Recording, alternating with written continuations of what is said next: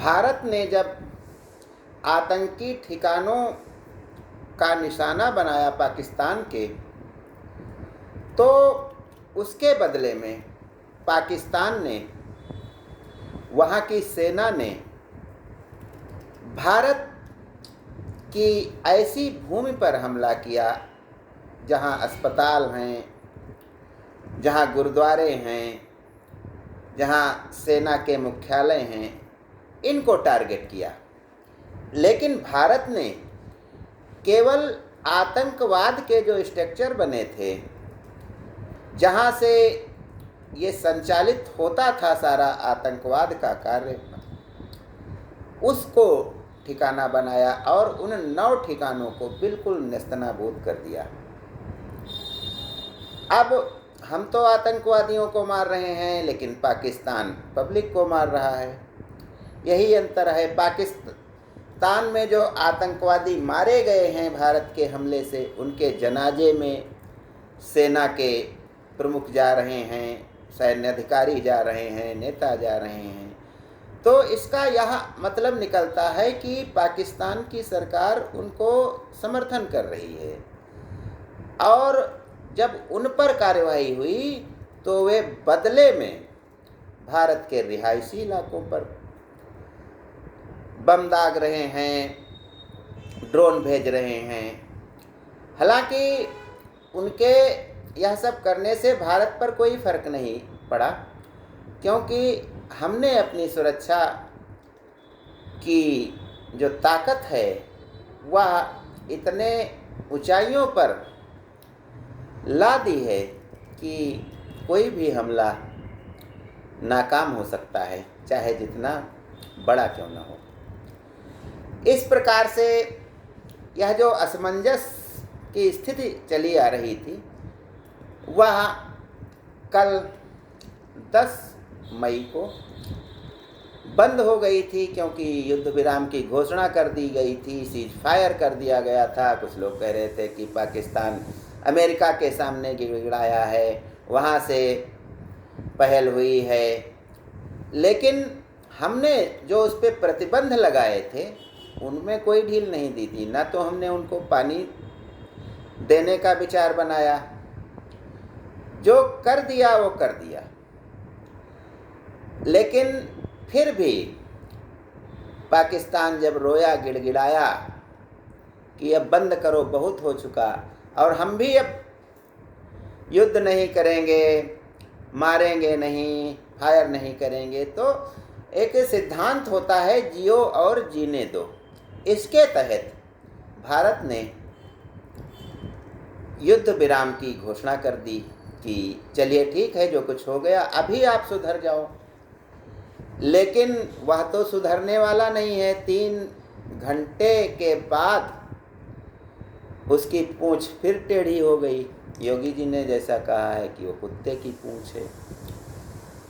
तो यदि कुत्ते की पूंछ है तो वह थोड़ी देर के लिए जब वो भय होता है तब वो सीधी हो जाती है, और उसके बाद में फिर टेढ़ी हो जाती है। और जब से पाकिस्तान बना है तब से वह कुत्ते की पूंछ की तरह ही आचरण करता रहा है। 1947 में उसने आधी कश्मीर पर कब्जा कर लिया था आज़ादी के बाद, वो पाक अधिकृत कश्मीर हो गई। 1965 में लाल बहादुर शास्त्री जब प्रधानमंत्री थे, उन्होंने आधे पाकिस्तान पे कब्जा कर लिया था, लेकिन उसको दे दिया। इससे भी वो कुछ नहीं सीखा। 1971 में उसने हमला कर दिया, तो एक ऐसा इतिहास बना कि 92,000 पाकिस्तानी सैनिक भारत की सेना के समक्ष घुटने टेके, तब भी उसने कुछ नहीं सीखा।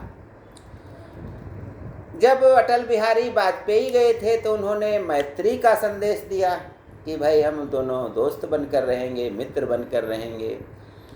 वो भारत से बस लेकर के शांति की, मैत्री की, लेकिन वह तब भी नहीं माना, और उसने इसका बदला कारगिल युद्ध के रूप में दिया। कारगिल पर उसने कब्जा कर लिया।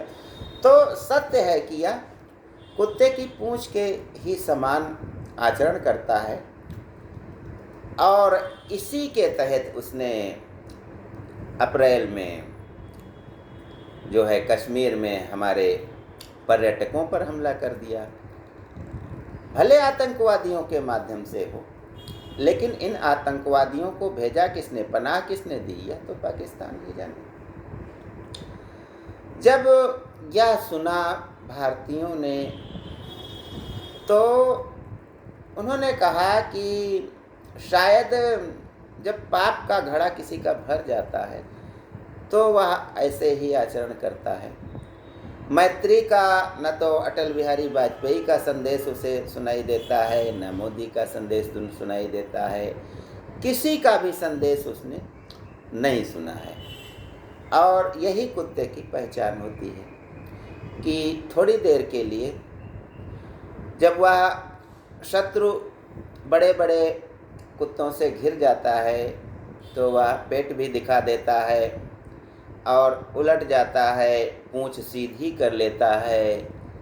लेकिन जब खतरा टल जाता है फिर अपने ही रंग में आ जाता है, पूंछ को फिर टेढ़ी करता है, कहता है हमसे बहादुर कोई नहीं। पाकिस्तान ने जो युद्ध विराम हुआ था, सीज फायर हुआ था, इसको वहाँ की जीत बताया कि पाकिस्तान जीत गया है।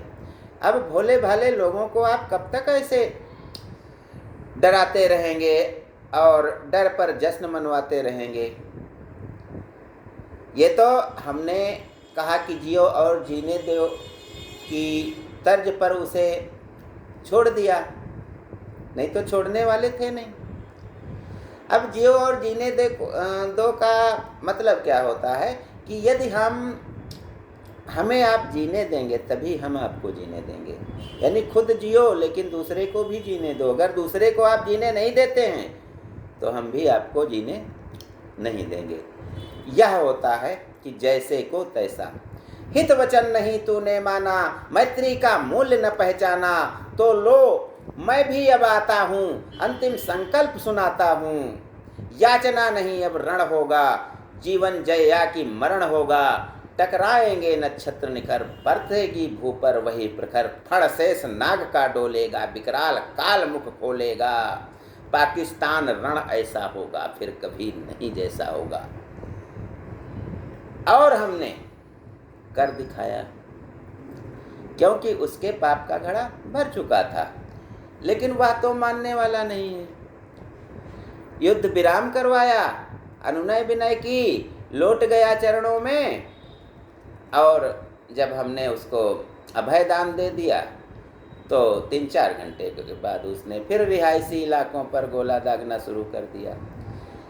लगता है कि ऐसे मानने वाला नहीं है, क्योंकि जो कुत्ता होता है, अभी बताया, थोड़ी देर में डर जाता है, बाद में जब खतरा टल जाता है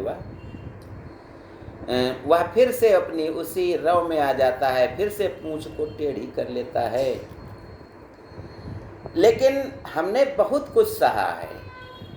हमने कितने आतंकवादी हमलों को झेला है। 1989-90 में कश्मीर में जो कुछ हुआ, वहाँ के पंडित भगाए गए, 5 लाख विस्थापित हुए, वह सब कुछ झेला है और केवल पाकिस्तान की वजह से। हमने कितना कुछ सहा नहीं, विश्व व्यंग कहाँ तक सहा नहीं, पर पाकिस्तान मतवाला है, कुछ नहीं समझने वाला है। चाहिए उसे बस रण केवल, सारी धरती की मरण केवल। यानी वो कुछ भी हो जाए, वो सुधरने वाला नहीं है। क्योंकि कहा जाता है कि यदि ड्रग्स के धंधे में या ड्रग्स के सेवन करने में हमारा कोई बच्चा पड़ जाता है तो वह उससे निकल नहीं पाता है, वह मौत तक उसी में रहता है। चाहे आतंकवादी बन जाता है, वह मुख्य धारा में वापस नहीं कभी आ पाता है। शराबी हो गया तो हो गया, वो लेके ही जाएगी उसको। ऐसे ही कहा जाता है कि यहाँ आने वाले के पांव तो होते हैं, जाने वाले के नहीं होते हैं। कुछ ऐसे धंधे, ड्रग्स के धंधे होते हैं, माफियाओं का धंधा होता है, दाऊद इब्राहिम का धंधा है। वो सुधर जाए लेकिन उसके दुश्मन तो कम नहीं है। तो इस ऐसे ही पाकिस्तान ने जो आतंकवाद का पालन पोषण शुरू किया है, उससे जुड़ा है, तो वह उससे अलग नहीं हो सकता। अब सरकार भले न चाहे, 4 आतंकवादी गए और उन्होंने उसको मार गिराया, भारत पर हमला कर दिया, फिर से शुरू हो गया।